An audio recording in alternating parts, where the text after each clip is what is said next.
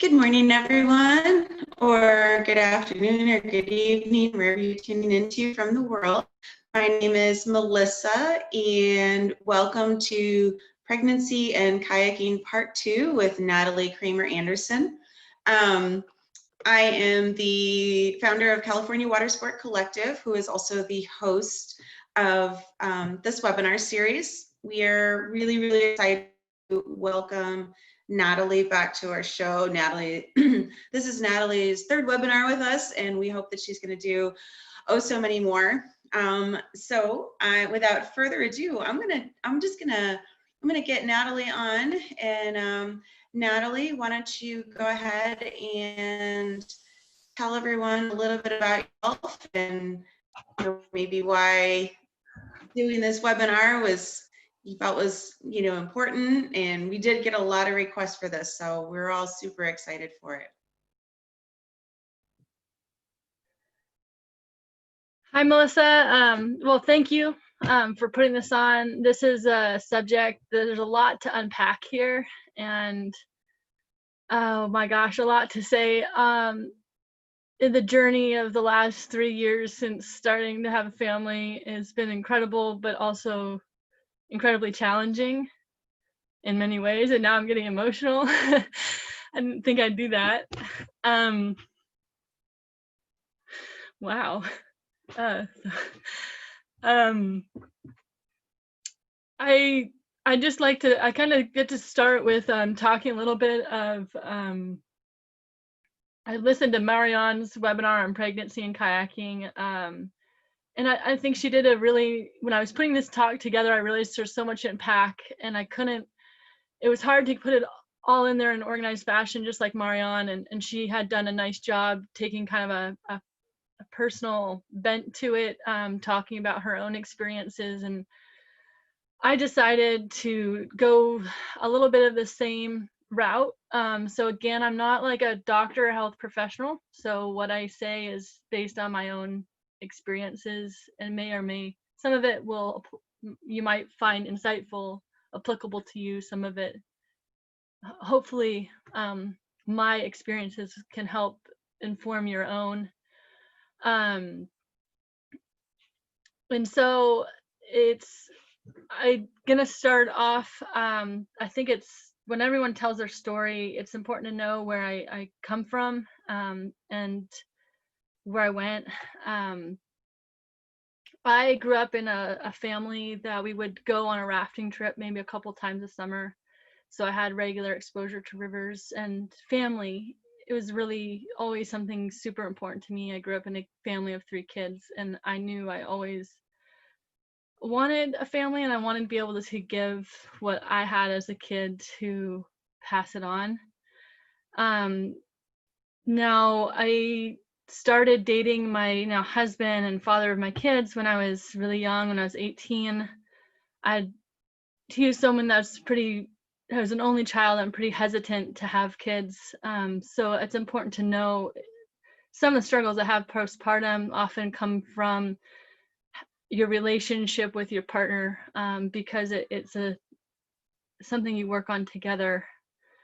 And so since I was 18, I always set kind of a mark of I wanted to maybe start having kids right around 30. So I've been prepping him for like 6 years before, like, okay, we got like less more time, and still hit him kind of, like, I feel like he really felt like it came on really quickly, and it was hard for him to get his feet under himself after having the first kid, and he's still working on it. But I felt like for him, it felt a little bit like a freight train, even though I felt like I had been prepping him for like 6 years before that. We had been doing a lot of paddling together throughout all of our life and our relationship. And so one thing to know about my situation with my partner is that we're each other's paddling partners, and that can be difficult once having kids, when your relationship is really bound up in being able to paddle together. And I'm going to talk about that a little more a little bit later. But where I was in life right before I had kids was I graduated grad school with PhD. I had also been doing competing in whitewater kayaking and like different events around the world. I had been doing a lot of traveling. I had just started a postdoc position. While I was pregnant, actually, I started my first like postgraduate school position as a postdoc. I started when I was about 5 months pregnant. No, I got the job when I was about 5 months pregnant. I started when I was about 7 months pregnant. So a lot of things were happening at once. We weren't structured anymore with schooling, with like having our own PhD programs and that sort of external structure. You know, we were in the midst of moving. We had moved to Idaho. Leif had gotten a job doing, at my encouragement, gotten a job as a professor at the College of Idaho, to kind of put to use some of his professional skills. And quickly in Idaho, I had, knowing that the kid thing was kind of coming up, I wanted kids, but I'm realizing that Leif was not very happy career-wise, like working that job and career-wise. So when I got pregnant and we talked about it, it was sort of mutually agreed that we would stop, he would stop that kind of career track and not keep following. He was not very happy with it. And so kind of at the same time, we had gotten some inheritance money essentially from Leif's step-grandmother passing away. And I had known that Leif was always interested in living in White Salmon because the boating was right there. He's a guy who feels like he can't live with being out, not being boating. He's been boating since he was a kid, kayaking. He kind of wants to do it every day. I don't need that myself. So I thought, okay, well, we need to leave. If I'm gonna have a family, we're gonna need to live somewhere where he can get his fix essentially when he wants, and I can then pursue my own things in tandem to that. So we ended up with that money buying a house in White Salmon. We didn't live there right away. So a lot of things were happening at once when I was pregnant. I'm also someone who tends to like jump into things before they're all set up. So I would say that's how I jumped into motherhood. I was like, well, this is something I want in life. I'm probably not going to make it happen unless I just do it. I'm not someone who does tons of like making sure all my life's in order before I bring this other element in. And that can have some advantages, but it can also have some disadvantages. So just know that that's the type of person I am, and you might have been someone who has gotten more of their life ducks in a row before you had your kid, and some of your challenges might be slightly different in the next couple of years. So I just kind of figured that I'd make it all work, and this is going to be my story of how I sort of tried to make it all work. Hopefully I keep it somewhat concise, but I have a feeling that this is going to be a bit, hopefully I can not get on too many tangents. With that, I'm going to kind of share my screen, and I'm going to show you a lot of like photos of my journey. So let me just figure out how to do this.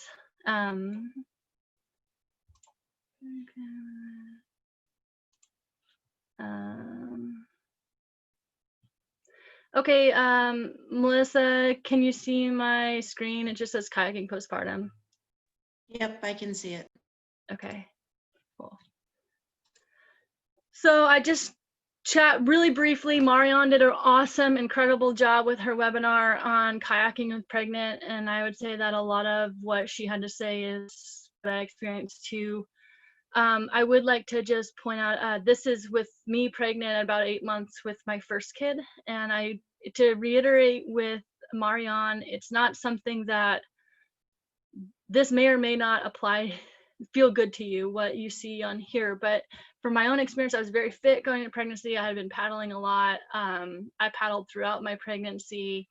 So by 8 months, I felt okay doing a little bit of play boating, although I have huge respect for Emily Jackson, because I play boated this day, but I quickly realized that I was not that comfortable doing it anymore. I was surfing a little bit, but then it was like, oh, I don't feel that great. I didn't play boat or paddle anymore after that photo on the left.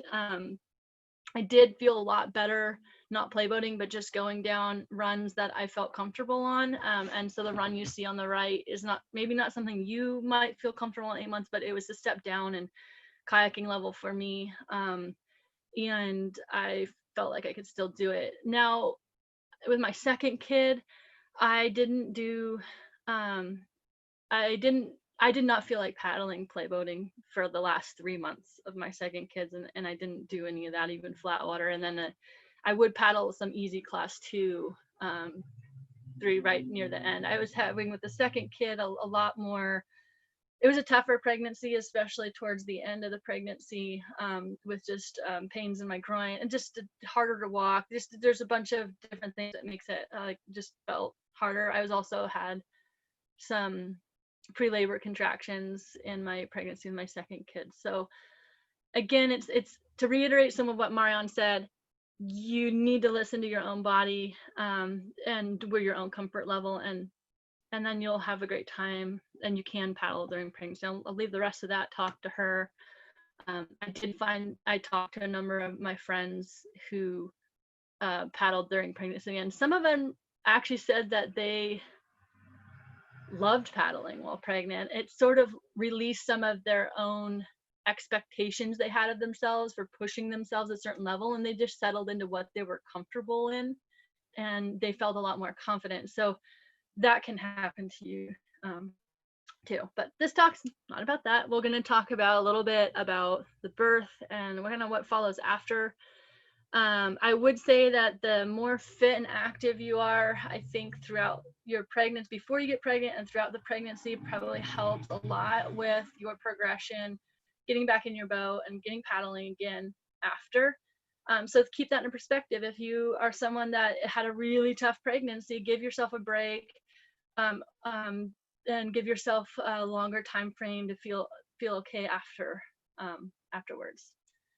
So I'd say that giving birth is no joke. It's a pretty intense experience, but it's an amazing experience. I have had friends that have had really traumatic experiences with births, and others with really nice experiences. So it can run the gamut, and it can be a very personalized experience. So, but giving birth is a huge deal. And I feel like in our culture, we talk a lot about being pregnant and being healthy in a pregnancy. And then it's like you give birth and then it's invisible after that. Like, well, what happened after, and how long does that take, and what should you expect for your body? And essentially when you give birth, it's a huge, so many things happen in your muscles and you're all coming apart. It's kind of like you're having a major surgery. So sometimes there's this like push, I think, in the culture, like how fast can you get back to normal, or like how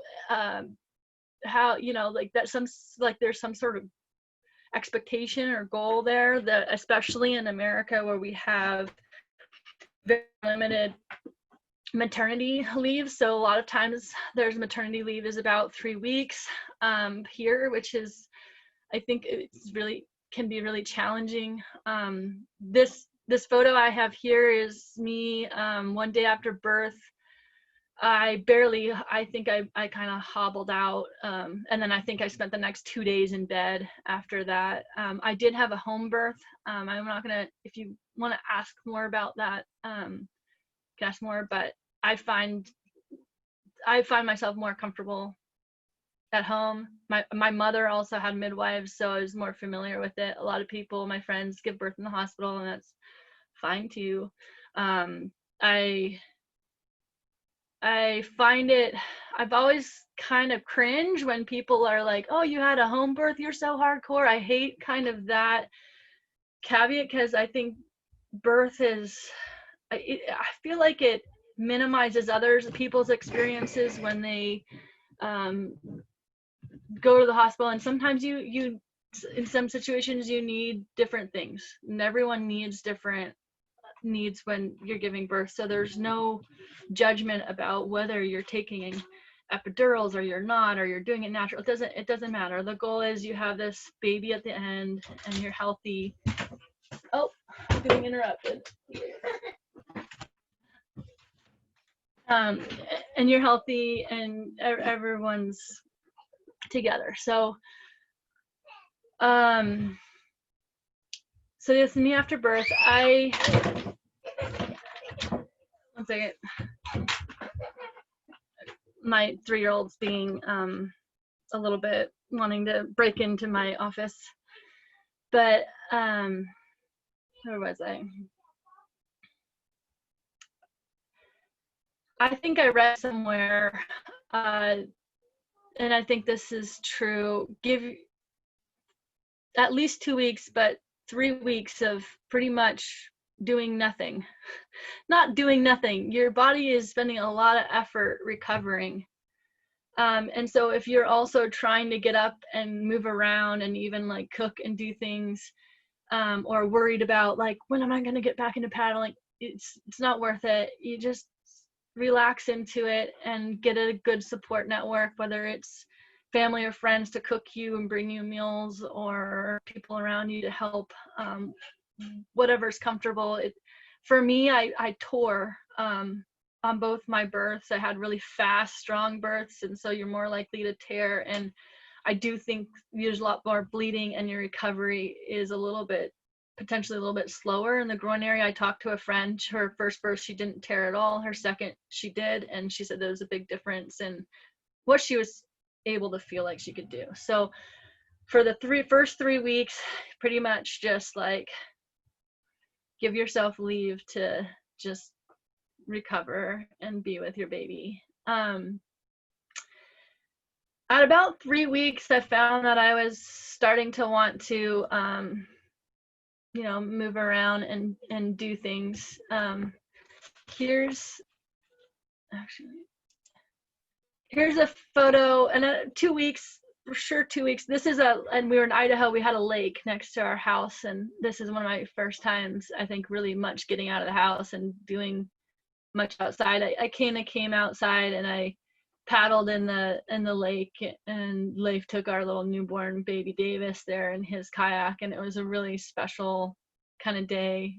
Again, I'm not moving too much. I'm just kind of, you can feel okay paddling in flat water. With Calvin, my second kid, I did feel like I think partly is where we were living. By moving to a place where the kayaking is very accessible, in the time of year, you might feel more external pressures to get out there sooner. And it's important to not do that. Just listen to yourself. So at about, also after birth, there's a something in your body called relaxin, and it helps you with birth. That actually doesn't fully leave your body for another like 3 weeks. So your joints and your ligaments are really loose. So even if you're starting to feel good at about 3 weeks, you still want to be fairly careful that you don't jump back into things too quickly, even though your energy levels and your desire to be out and about have increased. This happened with Calvin. So my second kid, I think partly because I had such a great recovery with my first kid, I had these like higher expectations. So with my second kid, I was like, oh yeah, I could get out and get a paddle and I can do these things. And I was kind of pushing it a little bit. And I did go on a trip with my and also having a toddler around or young kid is tough. I took him on a trip. We went to the ski mountain, and I was just kind of walking around holding my kid, but then I like started to want to like put him in the snowboard, and I started trying to carry him, and I was like, at the time I was carrying him up the hill and he was doing laps. I'm like, oh, I shouldn't be doing this. I really probably shouldn't be doing this right now, but I seem to be able to do it. And then that evening I was feeling a lot of pain in my pelvic, like my like what's it just blanking on the name. It's that bone, your pubic bone. It's right in the middle. And it turns out I ended up tearing my pubic symphysis. And when you do that, it probably set me back 2 months. So after that, I did a lot of PT, and if I hadn't done that, I've just waited a full 6 weeks or 5 weeks to really start doing anything. It wouldn't have been a problem. And sometimes I know my mother-in-law got back to, she's feeling good, she's starting to move, she got to fit some physical activity early, and then for the rest of her life she's had a lot of some issues with urinary control. And so you have to be, you have a very sensitive area down in your groin, and you want to make sure that heals well right at the beginning. So don't shortchange yourself there because you get antsy. This is me here. I'd say my first pregnancy, I was around 3 months postpartum, 2 to 3 months that I started paddling on this run here. This was in Idaho. It was a class 3 run. It was my first time in whitewater with the first kid, and I was feeling good, but I flipped, like you roll, and I realized that my roll kind of sucked, and I was a little bit wobbly, and I was definitely not feeling as strong. So that's something that you can really expect when you start paddling up again. And I chatted with another friend who had done a lot of instruction before pregnancy, and she was a figurehead in her paddling community. And one of the struggles for her when she started paddling again was just, it's a little bit to do with her ego, I guess. She was saying it's hard to talk about, but you're at a certain level with your paddling and people look up to you, and then you start going out and you're not as physically capable, and you start having all these mistakes. So you feel a little awkward about being out, and maybe your past students are there and you're not actually performing the level of skill that you expect of yourself. And I experienced this with Calvin. I'm like out trying to get started, and I'm just flipping all over the place and crashing and burning a little bit because your strength is a little bit off, your balance is a little bit off. So be gentle with yourself. The best advice there is just to keep going out, keep working on it. Your strength will come back, but give it some nice space and time to do that. So I did chat a little bit. I mentioned a little bit about Calvin, and I had some pelvic floor issues. I wish this was like a thing. I wish that when you got done with childbirth, it was sort of like part of the medical process for you to check in with a pelvic floor specialist about 3 weeks postpartum. And I highly encourage, even if you feel great, to do it. It was really helpful once I started going for it, to just have someone who knows what they're looking at to tell me how I'm doing with my healing down there, and how everything looks, and what I need, if I still need to be careful or not. And this maybe is getting a little personal, but like with the first kid, Davis, after having birth, I was really surprised because sex really hurt for a long time. Like before, I was healed, but then my muscles down there weren't relaxing properly, and they're all clenched up. And so even like 6 months after, I was having a lot of pain. And so with Calvin, I think by just doing a little bit of the pelvic floor therapy and massage and some things like that, that's resolved a lot quicker. And it was just so helpful for me to know, to have someone else to kind of keep me in check. And it's okay not to go out and paddle a lot. So after that was about 2.5 months postpartum. So I started now paddling again about 3. By the time I got back in my boat, it was like 3.5 to regular whitewater. I was about 3.5 months postpartum. And I've now, with my second kid here, I've progressed really fast. And I feel like once my pelvic floor was totally healed, I started just going out fairly regularly. I'm lucky I live in a place where I can do that. And I started paddling with a local girl who was also trying to up her skills, and so I ended up coaching her, and we would kind of do some run progressions together throughout. And this is also the time when like COVID hit, so also there's a lot of external pressures that kind of released for me, and just focus on what I needed and not try to paddle too much. So this is true now for both my kids. I'd say at about 5 to 6 months postpartum, I felt, and this is me 6 months postpartum with my first kid, I felt back to normal as far as my paddling goes. And so, caveat, this might not apply for you. It might take you longer to feel back to normal with your paddling. I was paddling at least about 3 times a week, and if you're not paddling as frequently, your paddling skills might not be back to where you feel like where they were before. I think the key for me, the lesson I learned from this experience was our bodies are completely amazing.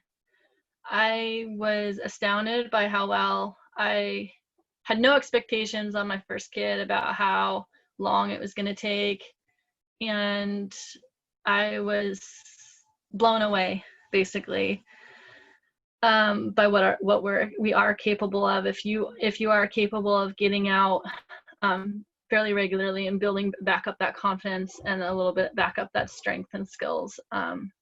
So be internally driven and try to listen to yourself, not let your ego or expectations of others get in the way.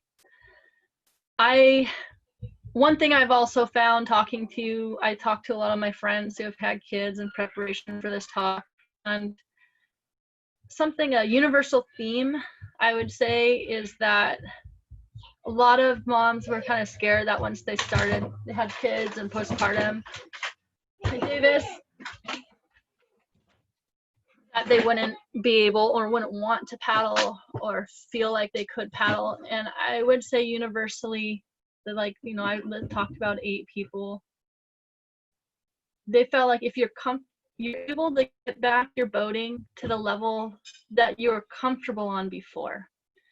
So, and there seems to be a lack of, for most, and this is true for me too, a lack of desire or interest in pushing yourself above your level you're comfortable at before getting pregnant and having kids. And so a lot of people are like, oh, well, you might just want to stop those risky behaviors. But if you think about it, we're mothers, listen to yourself. You know your own experience, and your mother, you're probably not going to put yourself in something where you feel like there's undue risk to your children. And that can be hard for people who don't know you or don't know your paddling history to wrap around their heads. If they're not a whitewater paddler or they don't know how comfortable you are doing certain things, they might look at some of what you're doing and be that's crazy, or push judgment on it. I haven't experienced that much of the judgment from others that like Marianne talks about. But yeah,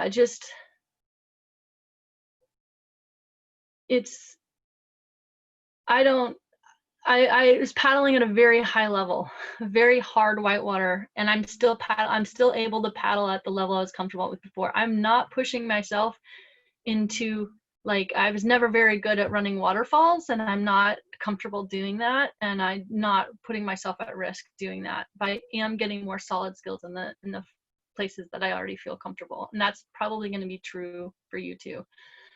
There's also a mother I talked about, she said, oh man, postpartum paddling was the best paddling I ever had, because all of a sudden, I think before, there's a lot of expectation. She's putting a lot of pressure to herself to paddle maybe above her comfort zones before, and being a mother allowed me to just settle in and do the paddling that I love to do.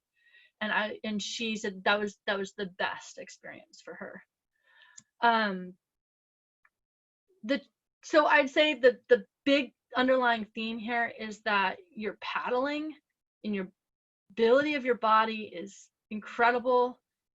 You will be able to paddle if you want to. The more challenging part of this isn't so much that physical recovery. It's actually juggling this whole new life situation and being able to find the time to keep it up and to keep maintaining it so that you can keep doing it and have it a part of your family if that is something that is important to you. And so this whole postpartum thing, I think for me, the most challenging part has been coming into a new identity as a mother and being able to juggle these needs of the family. So I'm going to talk a little bit about that part of it. I would say, so this is a photo of me and my husband and Davis when we were on the Slave River his first year, and we were good enough pilot, we could put him in a harness and we'd take him out on the whitewater. But I would say that that's not a thing that a lot of people can do. And kayaking is a sport that is just really not convenient to maintain with young kids. It's not easy to do. And for this reason, a lot of people end up not doing a lot of kayaking as a family when they're young. And that's fine. You can get into some other activities that are easier to do to bond as a family. But I would say that you do start to get into family rhythm. And if you don't have it incorporated in your life in any way, because it takes a bit of effort and like to do, you might end up getting into new family rhythm, and that's where kayaking, I think, might drop out of your family life, and all of a sudden you have a 10-year-old something, and it's not there anymore because you haven't made it a part of your family. But it's not convenient and it's not easy to do. There are other sports that are way easier, and for some people that's the right path. So some people, kayaking was a fun thing to do with their family, but then these other things are a fun thing to do, and that's okay to stop. Because it's not convenient, and so trying to make it work can put a lot of strain on relationships. It can put a lot of strain and stress into your life, and sometimes you just don't need that.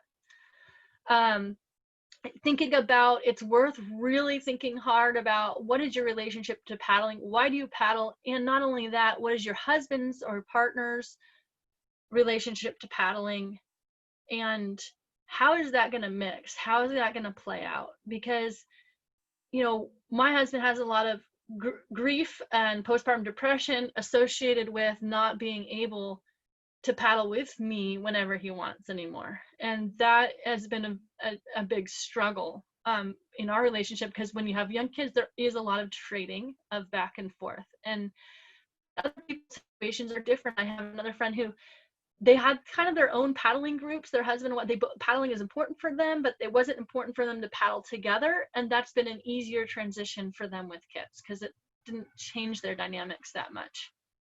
I have someone else who was saying, yeah, it was tough because my husband loves to paddle so much, and it's so much of a part of his identity, and he's so painful to live with when he doesn't paddle, that what I was doing is I was giving up my time, any free time that I had, to get him to paddle. And in the meantime, as a mother, I was never getting out because I was kind of like giving it to my husband instead. And so she was having a hard time maintaining her paddling confidence and fitness, just, being able to go out.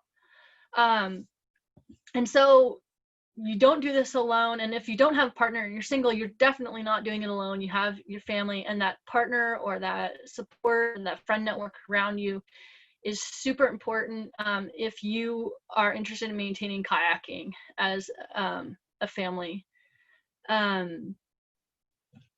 So, I have another friend whose career took off right when she had kids and paddling. And so what she ended up doing is having a strict monthly date with her husband where they go once a month and they paddle, and that works for them. I do want to just share this photos of me and my husband Leigh from 2004 to 2020. So we've been together 16 years now, which is like blows my mind to think about. But it's quite a journey to be able, and once you have kids, it really forces you to, any differing values you have with your partner come to a head. Any little small issues that were easy to ignore before, or like kind of work around or not really, will come to the surface, and you will be having to work through these at the same time you're trying to paddle or start a career, or these other things. So that's just really important to kind of assess where your support and your relationship is at, and how that might change, or where it's at postpartum. For me, this is that first summer where I was at. So I had the kid. We were living in Idaho. We packed up. We moved. I didn't have a home anywhere else. This is our home up in the Slave River, Northwest Territories. It's where we go every summer. I don't know how I would have made it through that first summer without living in a place where we have kind of like a hostel, and we had a lot of people around. And being a new mother can be really isolating, but sticking yourself in an environment where there's all these like travelers who don't have too much other commitments to do. While I was running a festival and doing my postdoc, doing a full-time job with the baby, and I would say that it was not healthy for me. That summer worked because I had all these people around, but there was price to pay for paddling as much as I did and making the progression I did. And it's not what everyone wants to do. I looked tired in that photo because I was running a festival, doing my postdoc as a full-time position. I had a new baby, trying to paddle and meet my husband's expectations of how I should be paddling. A lot of what didn't happen for me then was I was not able to, I had a lot of personal care that did not happen. And it was very difficult. That summer was very difficult for me, but we made it through. I would like to make a comment here about your single friends. People talk about this. I'd say for me, maintaining my friendship with people who didn't have kids is really important for me to maintain my kayaking, because it's a lot of times it's the people without kids who are going kayaking. And so if you want to keep kayaking, you kind of want to maintain it was helpful for me to maintain some of those friendships. For other people, it's been very difficult. And it is difficult because when you have these friendships, a lot of times people will assume because you have kids that you're not available. And so they'll stop like reaching out and calling. And but you might be available, and you kind of would like people to reach out. And the way when I had kids, a lot of my friends weren't having kids. I didn't have a lot of that like community support. I had just moved to a new place. So I guess I just moved. So after the summer with all of these people around me, I moved to White Salmon, which is a new community. I knew boater friends, single friends, but I didn't have a relationship history, a long history with them. So it wasn't like my family. So it's hard to ask for favors and develop deep relationships when you're needing more help if you haven't already made those connections before. And so it took a lot of conscious effort to keep reminding people and reaching out that I wanted to go. And yeah, that was hard, but I'm glad I maintained some of those single friendships. I've had a lot harder time connecting with people, other families. And I think that's quite natural. Kayaking, you kind of doing it yourself. It's hard to do with families. And I had this idea when I got pregnant that like, oh, I'd find some other families and we'd do some like childcare trades and they'd be on the river. But the reality is when you go back home, I went back home to my home environment, and I didn't have this network already in place, and I didn't know people well enough to do that. It's very difficult. Also, even if you know people, when they're in their home like world, they're busy, like the kids have different naps. It's very hard to coordinate two families. So so that's something to keep in mind. It's really actually quite hard to do that. When I did come back from the slave that fall, I kind of threw myself into my work. And because I didn't have the festival anymore, I threw myself in my work, kind of the expectation that since my husband doesn't have a regular job, he would be more of a full-time job. I was getting a full-time parent.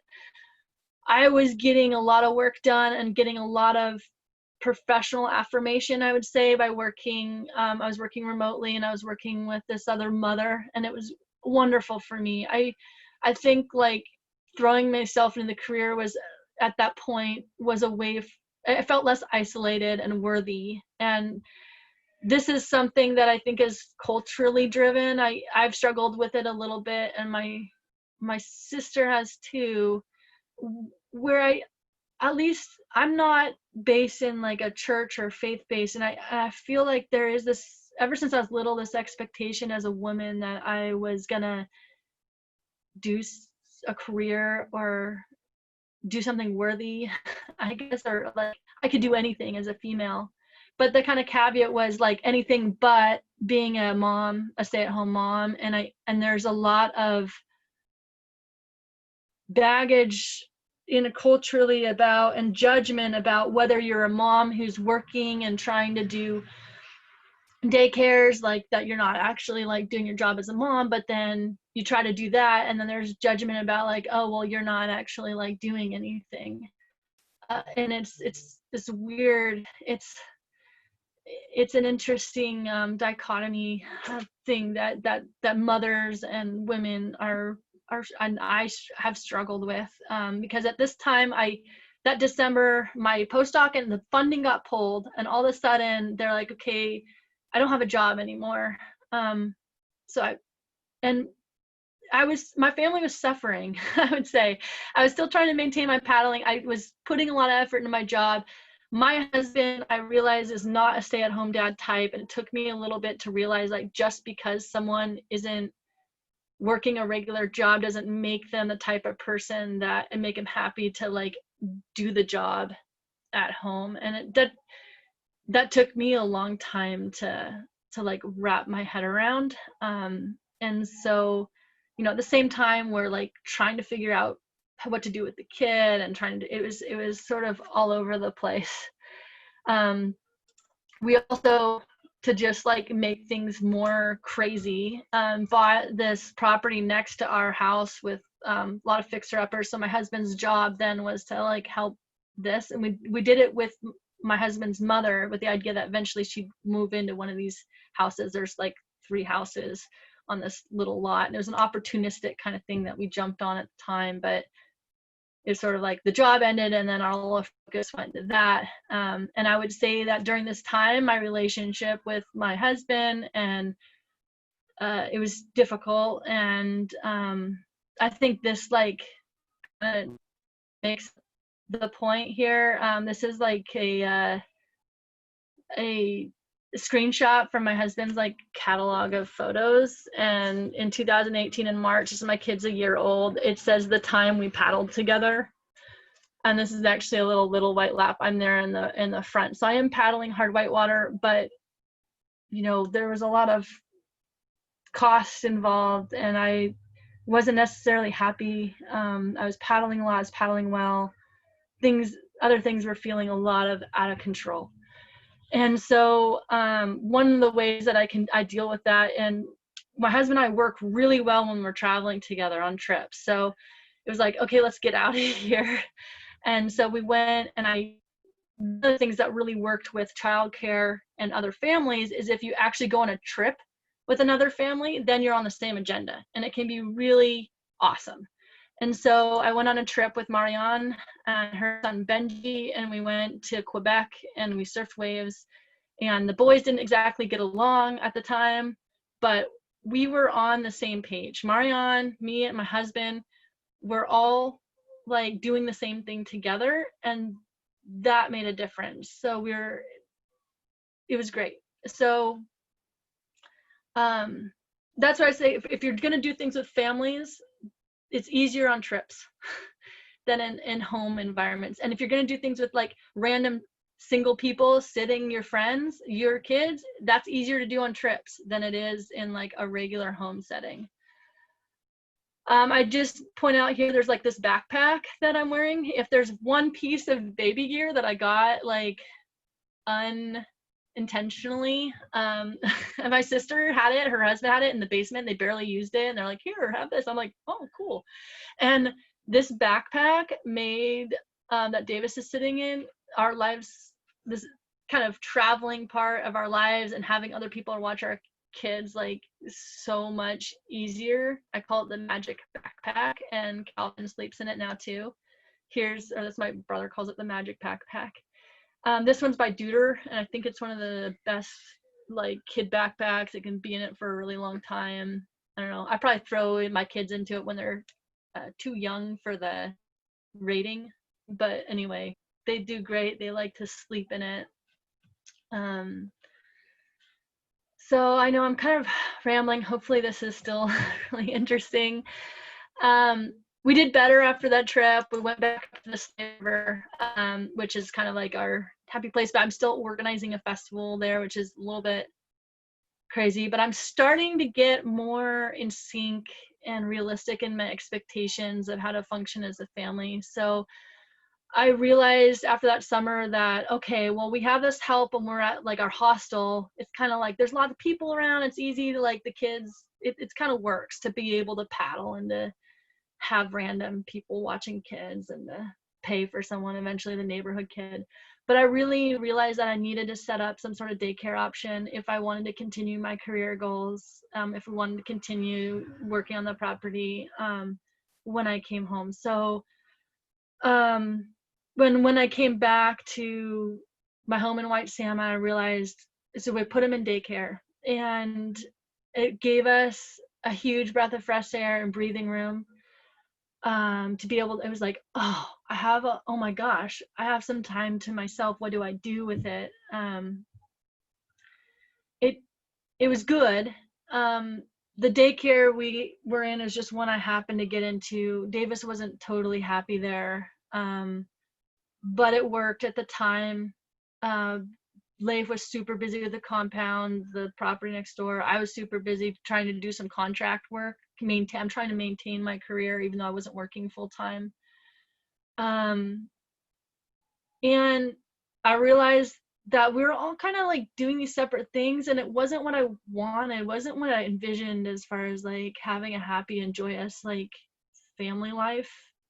And so we were really at odds with each other. And I also knew I wanted a second kid, but also knew in the mental state we were all at, and it wasn't going to happen because things were just still feeling not in sync. And at the same time, what happened was also we ended up, through Leif's family, inheriting a bunch of shares in a company, a family business. And I had sort of also like this like slight identity crisis surrounding like, I want to work for my living and what are my values associated with that, and all of a sudden being thrown in a position where I didn't necessarily, it was enough of an income from these shares that I didn't need to work full time, or if you were savvy with your money, you can make it work. And so what does that mean for my values? What does that mean for my family? How do I come to grips with this? What does that mean for my expectations of my husband? And realizing that I put a lot of value in him working, and he wants to see kayaking as its own career. And so things were sort of all coming to a head, and what I do is I ended up taking a trip, but this time I took a trip that solo. So that was really healthy for me at the time. I took a trip, and I sent my husband took a trip. He went away from the kids for a month. I went and I took my 22-month-old to Chile. And that's quite a journey to do that by yourself, not convenient, but I actually the impetus for this trip was a research like conference in Chile. And so this was me taking Davis to this research conference, and this is all of the fellow scientific researchers that I was presenting for and presenting with and going on field trips. And I realized something during that trip about kids and just bringing them along. A lot of times I feel like when you have young kids, you're sort of invisible in North American culture. It's sort of like, I feel like a lot of people are kind of like, okay, your kid's your problem. Or people are really worried about bringing their kids to places because they think that it's imposing on others. And I just sort of bring them. And a lot of times I find that, at least in our culture, we tend to see ourselves as kids as a burden on others rather than a joy. And what I find is when you just bring them along, people are actually quite open, and it brings them a lot of joy to have the kids there. And I was also at this conference, and there was many men there who had kids my age, kids' age, and their wives were at home with the kids. But my colleagues in academia who had young kids weren't at this conference, and thinking about how that plays out in a whole career. And if you don't see the kids, you don't see the need for maybe providing more daycare at some of these career opportunities. So I bring them along. I also noticed, like in Latin America, like it was so much easier to travel with a kid, because I would go to a restaurant and people there love your kids. They're happy to help you with your kids. They see you with a kid and they come and they play with them, and they kind of just do things. And I came back to America and I realized, oh my gosh, people in America are like to other people's dogs. Like, you know, when you're American and you see someone else's dog, you're kind of like, oh, look at your dog. Oh, and they chat with you and you pet the dog. Well, in Latin America, it's like the opposite. Like you have a kid and they're like, oh, look at your kid. Like, oh, and it's an opening for a chat, and they'll like be really helpful, like, you know, see you, but they'll ignore the dogs. So I thought that was kind of like a really weird and kind of interesting difference in the culture. So I found it okay to travel with the kid. It was challenging. I was still breastfeeding at that point. But yeah, so you just have to get out and do the things. And often the people, when you're traveling, it's easier. I was able to achieve a lot of this more spontaneous interactions with others, with my kids, when I was traveling. And this was a lot harder, so much harder to do at home. So this is our return trip from Chile. Right after this trip, I weaned. We didn't breastfeed anymore. But I would say that and one thing about just letting other people watch your kids is your own comfort level and injury. You see Davis here has like a bandage, because I left him at a woman's house. He had an open can. He got a big like cut. He still has a scar from it. He has a good cut in his leg right there. But anyway, it was a good trip for both of us. I came back feeling a lot more centered. It was a turning point in my own outlook. I really started to come to accept and embrace, realizing that I needed to accept and embrace my circumstances. My paddling skills were back, but I felt like before this I'd lost a lot of the camaraderie associated with my husband with it. And I realized a little bit of something about time, I think, and I realized, why am I such a hurry to do it all at once? I was pretty haggard, and I felt like our relationship was suffering. And I realized, like, at any given time, I felt like I could handle through two things with one hobby. So when you bring in like if you have a career and you have kids, you can do sort of one other thing sometimes. If paddling is gonna, and I was trying to do like, you know, lots of paddling, family, kids and family, and this career, and it was crazy. It wasn't working.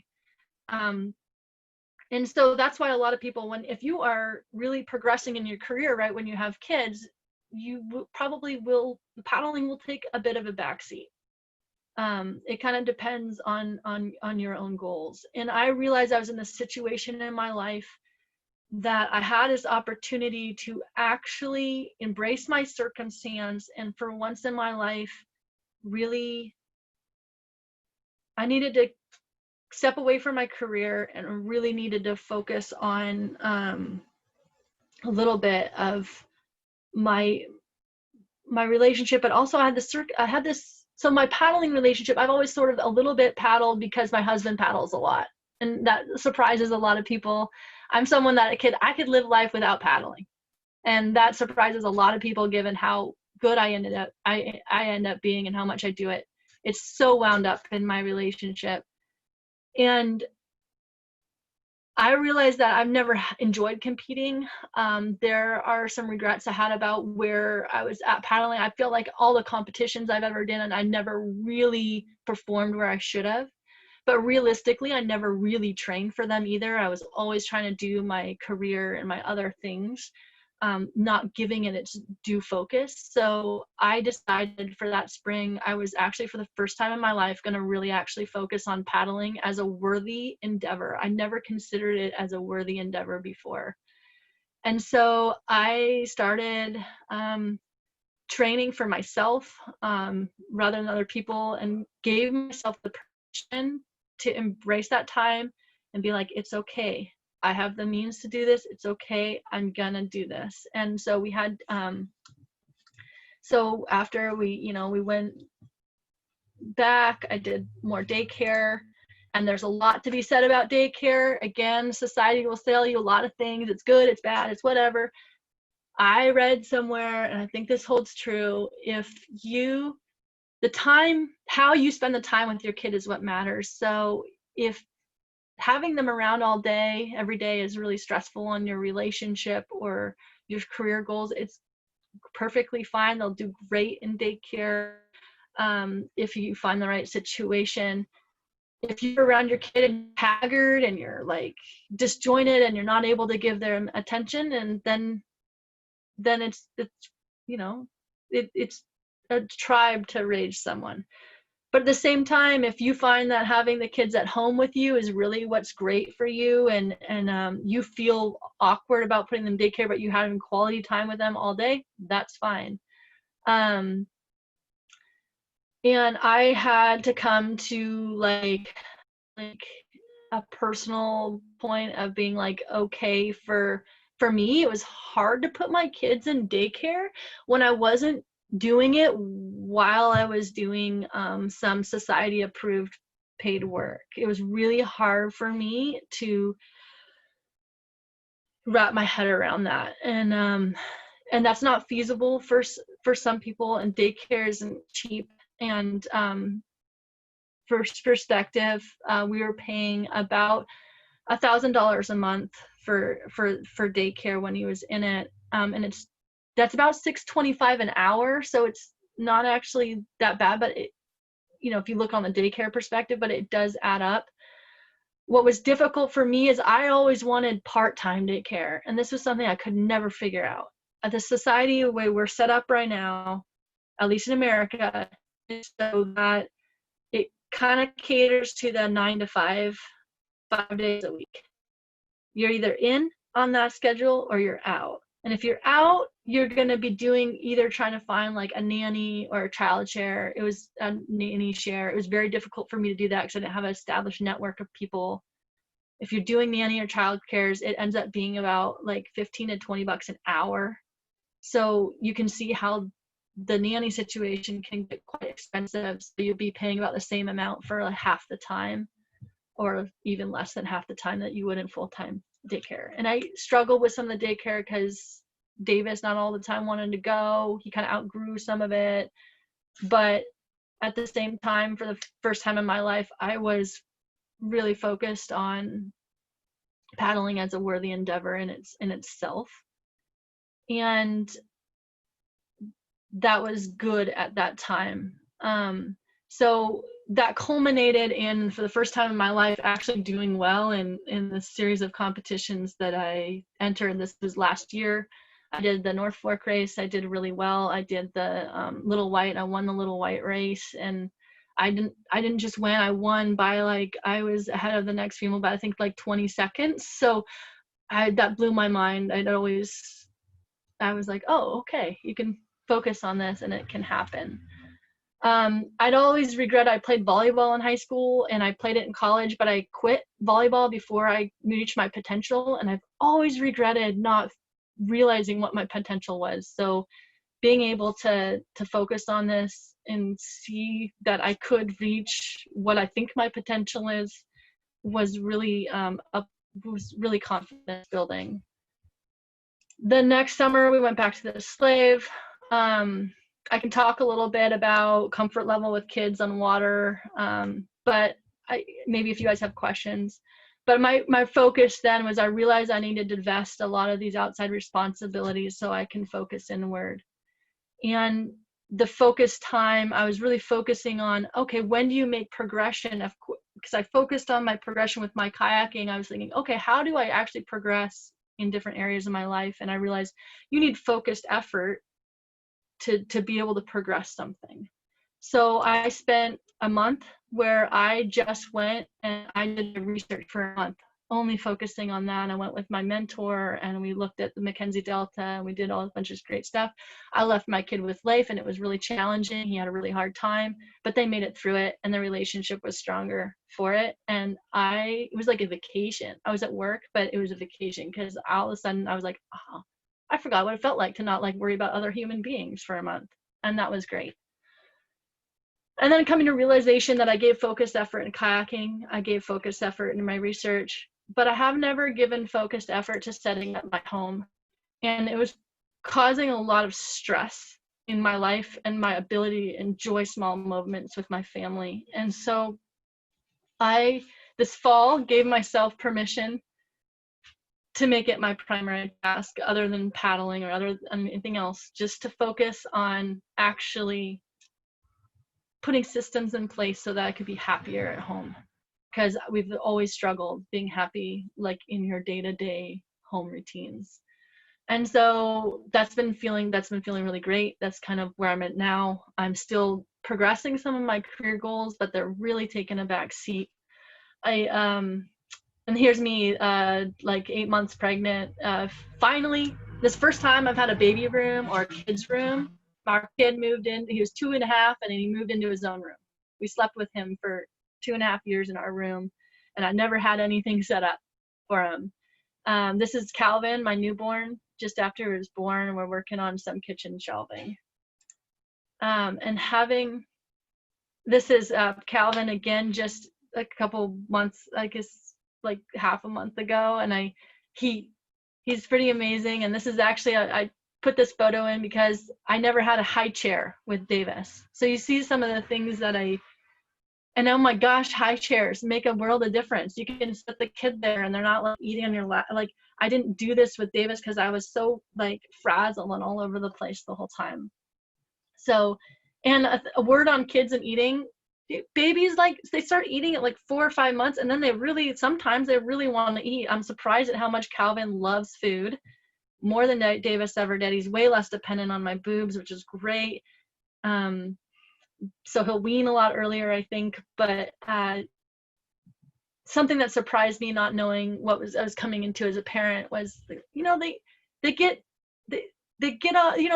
start eating really soon, right around the time that you want to start paddling again. And so it's easier to have people watch them, and it's not they are dependent on you, but they're also such their own little independent beings, and it's pretty amazing.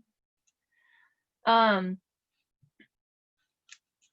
there's a lot of judgment out there, and like mom's group things about like sleep training and sleeping or eating, and I'd say what works for you works for you.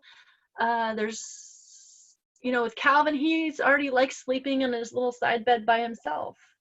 So Davis had to sleep on our chest for like 2.5 years. And, as long as you're getting enough sleep and people are starting to be happy, like whatever works for you. I feel like a lot of the schedules and advice out there are kind of tailored towards people living the 9 to 5, like they have to get up and get ready for work. So think about that. COVID happened. It's been great, actually really good for me. It's forcing as a couple to face and embrace how we function as a family while meeting everyone's needs. And some of my needs are, I've been wanting to do some cob oven for years, and I'm finally getting around to it and trying to make myself a priority.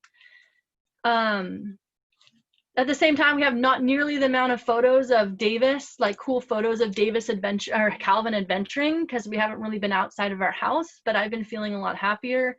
We did finally go on our first little road trip. We got this is our new setup with a teardrop trailer and the truck, and that is the most amazing setup I found with the kids. It's awesome because I don't have to shuffle gear around. We like go on a road trip, they cry, like you stop, you like pop the back, you have your kitchen there, you sleep, you don't have to shuffle anything around, and it's amazing. If you can see, there's Calvin's little arm, he's holding a paddle there in the back, and being able to experience the joy in these moments is why we have families. And I think that for me, it's taken me 2 or 3 years now to like get all the pieces starting to feel comfortable with where I'm at.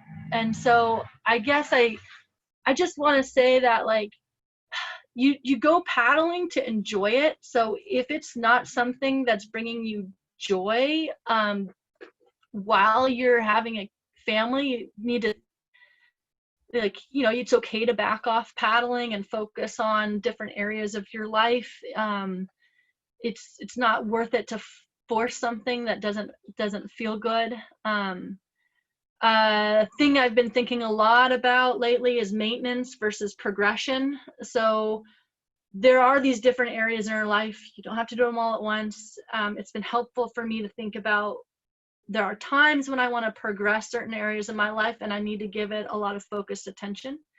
There are other times in my life where I need to maintain. And the maintaining of the paddling might be like, okay, I'm too busy focusing on other thing.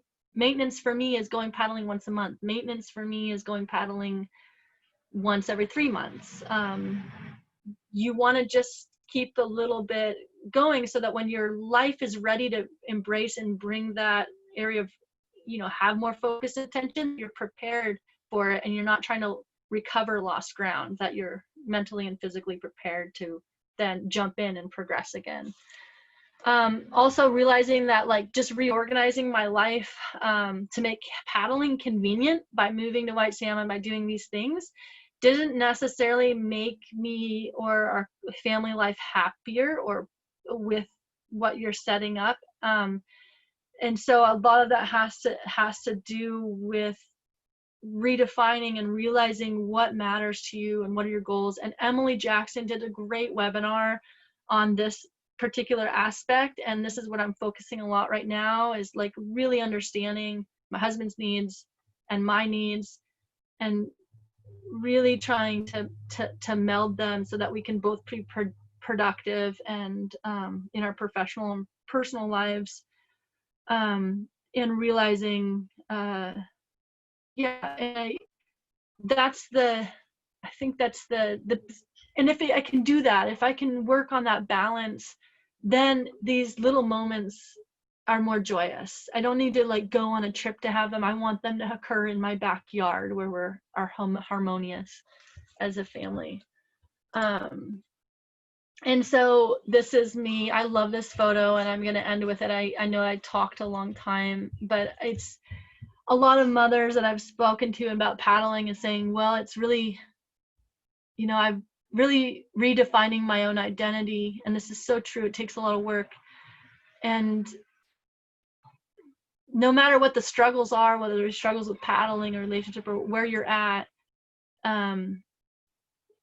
it is an amazing experience being a mother, and I wouldn't like give it up for the world. And it's these challenges that make you grow as a person, and I'm still working really hard to try to achieve this magical balance. I'm not quite there yet.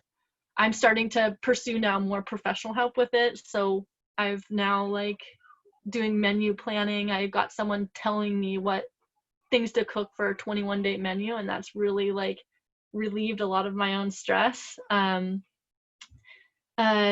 I'm also following up on Emily Jackson started using a life coach or a business coach, and I've just reached out to that. I think I'm going to pursue that because I'm having a hard time right now trying to figure out how to maintain my career. And I do have some worries about that since I've not active there right now. How do I maintain it so that I'm ready to jump in? How do I keep things kind of progressing forward? Because I do care about being able to provide some professional contribution. And so this life coach is going to help me figure out how I can organize and schedule my life so that I'm not totally constantly trying to reinvent my scheduling and reinvent everyone's scheduling, and it's extremely tiring. So I guess and as far as 2 kids versus 1, either's great. I have found that as a mother, I have settled much more into being a mother with 2 kids, and I'm enjoying it more than 1 kid. But this can differ between who you are and where you're at. I think that with 2 kids, you can't kind of, thinking it's not the right word, but like you can with 1 kid you can kind of keep going the way you were going and make it work until they're older. But I think with 2 kids, all of a sudden I find that I really have to dive in and invest fully. So I guess, I don't know, work to embrace your own circumstance, whatever it is, and paddle within that circumstance. And that's the best you can do, and to try to realize and set these realistic expectations that are more internally driven than externally driven for yourself surrounding paddling, and then you're going to have joy with it. There's a lot of on a positive note, the mothers that I've talked to that maintain a little paddling, almost all of them, and myself included, have said that they've become a more skillful paddler after having kids. It forces you to like kind of go back to your basics. It forces you I'm much better paddler than I was ever before I started a family. And so I know a lot of this is really pretty personal, and it's a struggle, and went a little long, but hopefully I can answer any questions, and thanks for listening to my story. I'd be happy to talk about any aspect of the kids or traveling or postpartum. So thanks. Thank you so much, Natalie. That was beautiful and personal. And I know I didn't personally notice that it went a bit long. I know that I really appreciate you sharing your story, and I'm sure everyone else does as well. It is a personal journey. But I would like to, at this point, open the floor up for any questions that any of you have for Natalie. You can feel free to just pop something into the chat. You can even just say, I have a question. We'll give it a few minutes. We'll let you guys jump in if you want. But I feel like, everything that you said was just, there's a lot of ground to cover. Yeah, so much to unpack. Yeah. And it's really, really nice, for someone like me who actually doesn't have kids, but I have so many friends that do. And I was thinking during, these last couple of presentations that, gosh, I wish I had watched this, I wish I had had these as just being a friend to my new mother friends. And I think that it would have helped. I know that I learned a lot today, and, I would encourage any of my cat mother friends to watch this, because it was really helpful to me. And Natalie, between you and Marianne and Emily, it just really helped frame things. And I know that I'll think of things a little bit differently now moving forward. But anyways, so just want to let you guys, did anyone have a question we can get into? And if not, that's okay too. I'll put up Natalie's information after we close for today. And you can also email her directly if you have questions that maybe you don't want to talk about on camera. That's also fine. I love answering questions. So, I think I am. Hey, can I ask a question? So I have, yeah. My husband and I tried to get him into paddling before we had kids, and we discovered he has vertigo. So he kind of feels like, he can't be as good not being on a hard shell. And I tell him, well, you can be in an IK, like that's just as good. You're just not going to be upside down. You're going to swim. But he still feels like it's not his thing because of masculinity. And we have a 1-year-old. I mean, he also has a 9-year-old, but we have our part-time. And so he wants to take care of the kids, but at the same time now I feel guilty about him taking care of the kids for me to go kayaking. And it's just like I don't know how to balance that out. Yeah, there's similar themes there to stuff I've struggled with, and like, part of it is the ego. Part of it is it's really hard, I have found as a new parent, to have the focused time to pick up new skills. Right? So some of it is you've got a 9-year-old and 1-year-old that demands a lot of attention, and so it's going to be really hard for your partner to put the time in to get to a level where he feels comfortable and confident doing it as like a family activity, I think. And it might be good to just not make it a family activity, right? Because, and maybe down the road when the kids might want to learn, maybe he picks it up then because he's learning with them. And that's okay. Like, that could be a good approach for like not trying to demand, but then it becomes a challenge because all of a sudden kayaking is an individual activity, and it's not a family activity anymore. So it's hard to balance. You have to think of kayaking as it's your personal part of your personal time, which is limited when you have kids, and you might want to do other things. So part of it is like realizing how much kayaking you need to be to function as a good partner and a good mom. If that's a really outlet, right, for you, then it's necessary. And some of that has to do with that guilt part of it. Is I have felt the same way about, so it's interesting with my husband, I always felt like he was super excited to watch kids for me to go paddling. That was like, but if I wanted to work on, say, my career or my professional or my papers, there was always this like reluctance. And I always felt guilty for working on these other aspects of my life when I knew that he like didn't want to watch the kids then. And so it's like the opposite of like the kayaking problem, but it's the same problem. Yeah. And so, because he can't participate in what I was engaging in, right? So I think right now what we're doing, and I encourage you to watch Emily's webinar on balancing a busy life. Some of it has to do with like working on really accepting and understanding the other person's goals and needs. And it's really challenging to do because we tend to project our own needs and desires on them. I think my husband was always feeling guilty about like whenever I cooked dinner, about him like not cooking dinner. Anyway, that's a whole other story. Yeah. But thinking about your needs and not trying to project your own needs onto them and having those really hard conversations, like, I don't know, it's so challenging. It's taken me years, lots of crying, lots of difficult car rides are great for that, and trips because no one can go anywhere.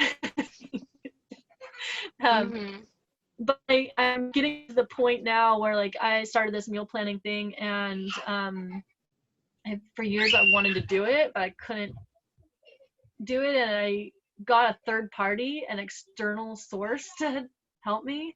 And my husband said something that was really, I think, insightful for me. He was like, you know, what really worked about that meal planning was it wasn't your decision of what we were going to eat every night.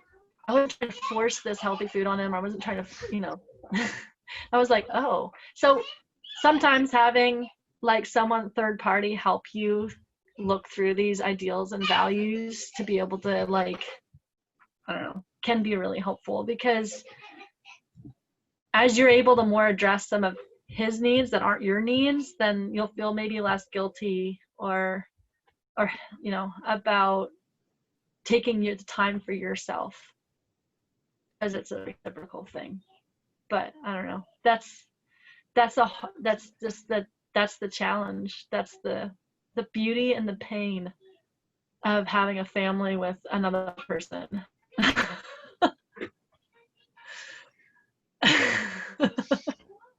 But I don't know, did that help at all? Yeah. Also, do you know Heather Herbeck? Yes. Yes. She and I have paddled together when I was like 12 years old. Oh, cool. Yeah. Yeah. Part of our date actually last, when I was trying to work on a relationship, we'd do some physical training with her. It was great because it was like a date. We'd do something. They're great. But yeah.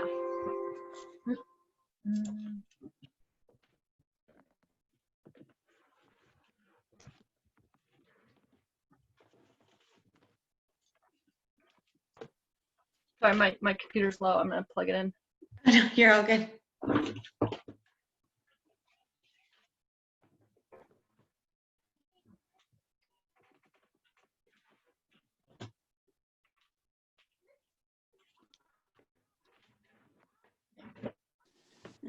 Well, I think that's it for questions for today. Well, actually, I don't have a question, but I had a comment. Yes, if that's please. okay. I just wanted to say, so I'm Jill. I have a 3.5-year-old and a 2-year-old, and I'm actually pregnant with my third right now. So my kayaking has really taken a dump since before my third was born, but before my first was born. But I have enjoyed some kayaking with my 3-year-old on flat water. So the comment about, you know, enjoying paddling more postpartum has been true for me in the limited, I mean, I think I've paddled twice since she was born.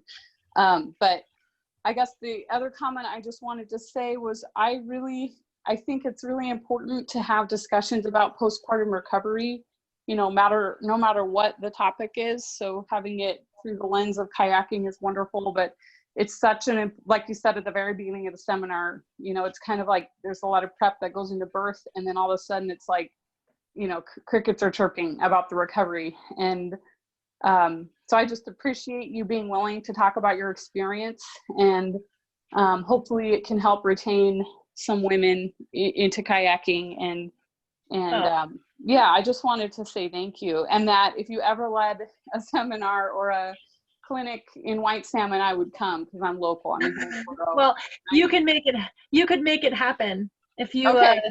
You can reach out and be like, I want to do something in clinic, and pull together a couple moms and reach Perfect. out. And I live here, so it's easy. Awesome. Well, then after this one comes out, I'm cooking this one till November. Yeah. But thank you. And then I guess the other thing I just wanted to mention was I have been struggling with the physical aspect of recovery. I get a lot of help in. I did physical therapy with both my kids and lots of strength training because I was in a lot of pain postpartum with both. I had traumatic deliveries with both of them.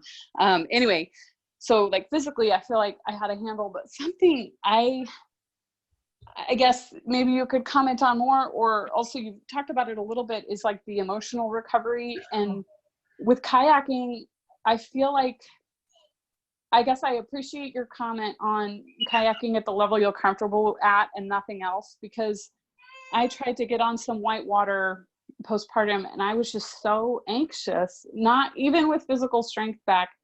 I was not able to push myself, which I was a 3+ kayaker before my daughter was born, and pushing myself to, you know, like you were saying, progressively. But even now, like I'm struggling even on my class 2 water kind of scares me. So the only water I've done postpartum has been flat. So I feel like I'm going to just be staying on flat for a little while before I get back, just because of my emotional health. And so I guess I appreciate your comment saying that, like, you know, the time it takes to recover, it can be different for people, you know, if ever, you know, if you get back to the level you're comfortable with that. Because I know that is something I've been struggling with, and perhaps it's because I'm just like constantly in the pregnant postpartum state. Like maybe after this one, which is our planned final kid, then, you know, maybe I can get beyond and work on my confidence a bit. But I have found that it's the mental recovery that I've been struggling with more than the physical recovery when it comes to whitewater. Yeah, and I feel like that's true. Like a lot of, I've myself included, like you paddle a run, and if you're feeling uncomfortable or anxious on it as a mother, you're like, I don't need that in my life. Yeah. And that is true for almost all the mothers I talk to. So if you see someone like, they're like, oh my gosh, how are they running that? It's probably because they're comfortable on it. Right. And they're not actually like scaring themselves or feeling anxious. And I almost, like, everyone I talk to has put these sort of self kind of barriers. And I tested it a little bit, and I would do things that I was like, oh, I know I was comfortable in that before, but there's some physical aspects that just aren't lining up, and I would take a step back. And so, yeah, for you, like, if it doesn't feel comfortable to paddle class 2, yeah, don't force yourself. Like, getting in your boat and paddling flat water is great, and give yourself the length of time. If it's still enjoyable for you, you'll keep doing it. I think it drops off. People drop it out when they're still, it's stressful for them. They paddle and they're like, whoa, that's stressful, and then they stop completely. But then it's maybe later in your life it's just harder to pick up again. But if you can maintain a little bit of flat water, eventually you're going to feel better and stronger, and you'll be like, oh, maybe I'll try this class 2 run and these groups, and you feel good there, and you paddle there for a while, and at some point you might start progressing again. I know my mother-in-law, who had one kid, you know, my husband, but she was saying that, you know, she felt that she did some paddling, but she just kind of stepped back, and any of her like riskier, you know, didn't put herself at risk. But she's like, you know, that kind of wore off after maybe he got to a certain age. Maybe he's like, you know, out of the house or something. She kind of started. She went back to it. She kind of went back to it pretty hard. So that's cool. That's good to know. So in her 40s and her 50s, I think, you know, she started taking some of those more progression risks. But just knowing that you can progress your skills on easy whitewater, like watch Sage Donnelly's webinar on like posture you work on. This is why so many mothers are like, I'm a better paddler now than I was before. I'm not running as hard stuff, but I'm a better paddler. And I say this is true for most people, and for me, certainly it's really forcing me to focus on a lot more technique, and you can make a lot of sideways progression, like, you know, build up your skills, and as long as it's still enjoyable. I feel like you become a better technical paddler, even if it's on the same level water. I got the opportunity to go on a river trip in the fall, and my husband and I were both invited, but because we have 2 toddlers, like we, you know, one of us went, and I was pretty burnt out career-wise, so he's like, you need to go, which was awesome. So I experienced this like break from my family life, which was, like you had mentioned in your talk, like incredible, to not have to care about a little human. It's like, it's good to acknowledge that takes a lot of energy. Like when it's gone, you're like, oh yeah. And I got sleep back. My whole body recovered because I got like 2 weeks of sleep.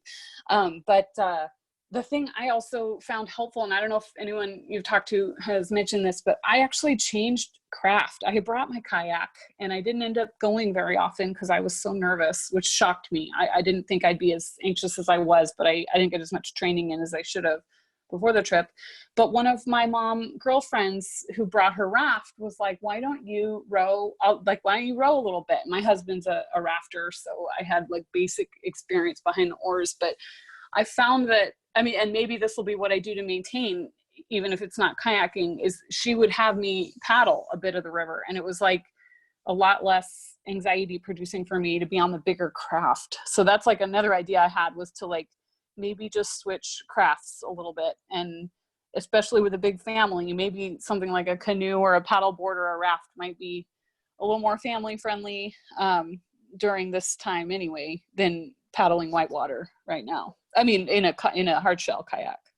Yeah, and exactly. And I have friends who have stopped kayaking so much, and they're finding a lot of joy rafting with other families, and still kind of feeling a little bit like their kayaking's not where they want it to be, but settling into this new identity of rafting with their families and really enjoying it, and getting a lot of connection with other families with kids, which is hard to do when you're kayaking. It's just, right.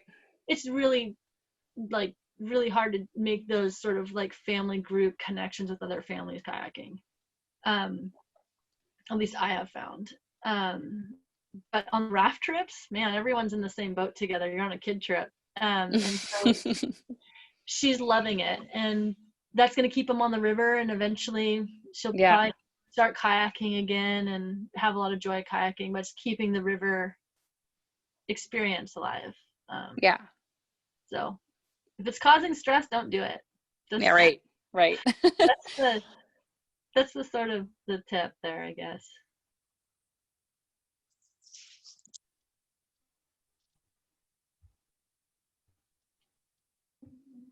Great. Thanks so much, Jill. Genevieve has a question. Hey Jen. Good morning, everybody. I'm here with my partner John. We're up on the Slave River where Natalie has her little hostel up here. Anyways, it's really cool to listen to this morning. We have a 6-month-old now, and not that I haven't been really on the whitewater kayaking scene now for about 5 years, but John is still really involved, and now it's summertime and it's starting to be warm enough up here, up in the Northwest Territories in Northern Canada, to go paddling again. We had a super cold winter, so we're starting to get ready to do more adventuring, I guess. But with the COVID that happened, a lot of our adventure plans for the summer got canceled. So we're just starting to make new plans to get out and camp and do canoe trips and continue on. And it's hard. It's hard to leave, to juggle a new family life, and it's hard to start like leaving the house and doing cool shit, So, and there's a lot of pressure. Like John really is looking forward to resume our lives again, in terms of getting out and about and like it was before. And actually he's here on a call too. So do you have any, like, how is Leif doing now? I do have a comment on that. I'm glad you asked that question, because so with my first kid, I feel like I was never really comfortable and set up in a home environment, and so we sort of interacted better anyway on the road, and so that was in a way for us the more convenient decision. At the beginning, it was like when Davis was, I think it was like a 3 months old, we moved and we packed up and we were on the road. There was not really a choice. We sort of knew where we were in life wasn't set up. So that's the advantage, I think, of doing it my way. But there was a lot of pain involved too, associated with not having things set up personally and emotionally for me to be able to just handle these things. I am in a completely different situation now with Calvin, my second kid. So we're at home. And because of COVID and the way that I've been focusing my attention, it's a lot easier to be at home and more comfortable. And Calvin kind of likes, he kind of likes sleeping in his bed a little bit. And it's harder to get out. It's harder to get motivated to go out. It's almost because it's like now the convenience is staying home, and it's like harder to pack up the rig and get out. And so it's like that double experience of being completely in two different places with two different kids has been really interesting for me, like, to experience. I guess the only thing is you have to just go. I mean, you just have to go, and some of it will be hard and the kid will be screaming and the routines will be disrupted, but then you're gonna have a lot of like amazing experiences too. Mm-hmm. And so it's like at some point you just have to make the inconvenient, and Emily Jackson talks about this in her webinar. She talks about like convenience as being not necessarily something that leads to a fulfilling life. Sometimes it's when you make the inconvenient choice, that's when you get the most fulfillment of making it through that choice. But doing the convenient thing is comfortable. And so I think there's a balance of the two. You need to do a little bit of both, but just set something and be like, okay, there's a good weekend, good weather. Let's take the canoe out to an island and camp. Keep it small, keep it easy the first time. Like let's just go. Yeah, that's what I want to do. I can't wait for warmer weather. It's been like a super cold spring, like ongoing up here. Sometimes you just find a friend that's willing to go with you if you want, and just go. And if it turns out to be an epic, nice thing was when they're small, they won't they'll be fine. You cuddle them up and they'll be okay. I just remember when everybody was at this wave called roller coaster, and then you showed up with Davis, and then people were like, oh, you're gonna camp with us? And it was like 9 p.m. and you're like, oh, we just arrived. We're just gonna sleep on their tarp.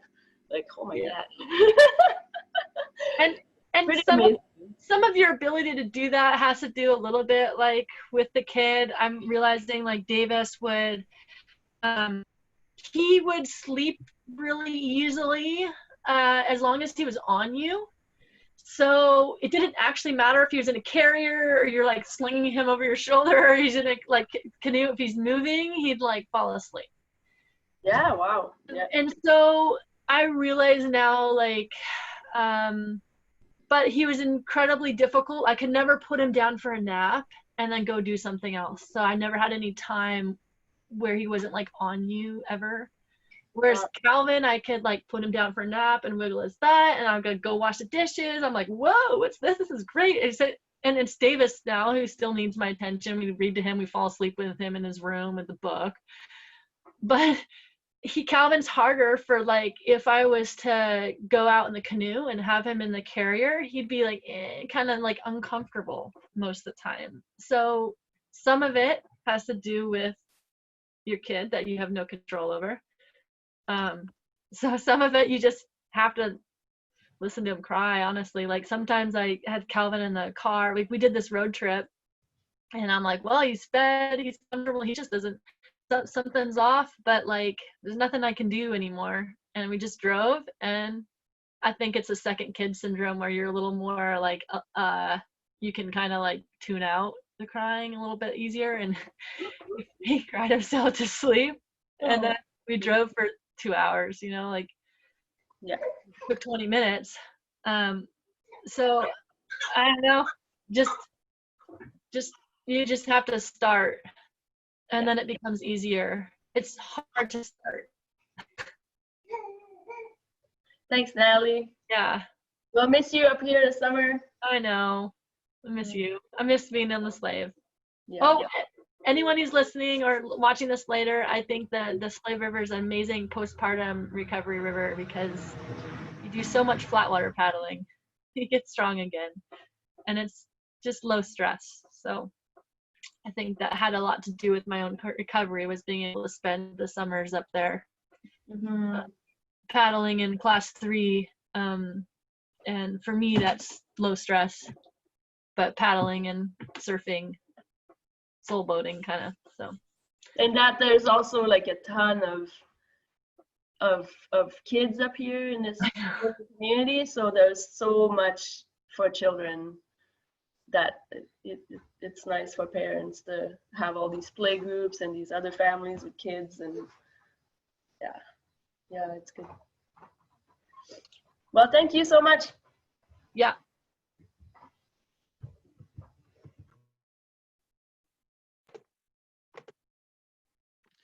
Well, thanks so much, Natalie, and thank you everyone for all of your great questions. This was, like I said, it was another beautiful webinar. And Natalie, do you have any sort of closing words for us today? I don't know. It's a journey. It's worth it. It's tough. Makes you a better human. So yeah, best of luck to everyone in their own situations out there trying to fuddle through it, and hopefully you can maintain some appropriate level of paddling for you that keeps you there. The more mothers that do this, the more families that do this, I think better for everyone. And I'm just glad to be out there for people to see what's what's possible. That was really important for me. At one point I noticed that the slalom paddler from France had a 3-year-old when she won the Olympics, and that was so inspiring for me when I had a young kid. I wasn't going to be doing that, but it was inspiring me to see that that was possible. And so I'm happy that to share with all of you. So. Thank you, and thank you for sharing. Okay, well, we are also coming to the end of this first edition series. We have one more webinar on Sunday. We have Darcy Getcher, who is going to be talking about her book, Amazon Woman, and her Source to Sea expedition there. There are so many incredible journeys in life, and it's been really, really great having all these really extraordinary paddlers and teachers, coaches, mentors on this series, and I'm really looking forward to continuing it on in the future. And Natalie, we hope that you are back. I know Natalie has some more wonderful topics that she's willing to share with us. So everyone stay tuned, come see us again. And if you hang out for just a few moments, I will put up Natalie's information if you don't have it, and I'm sure she would welcome any questions. But anyways, thank you all again. Thank you, Natalie, and we will see you all again soon.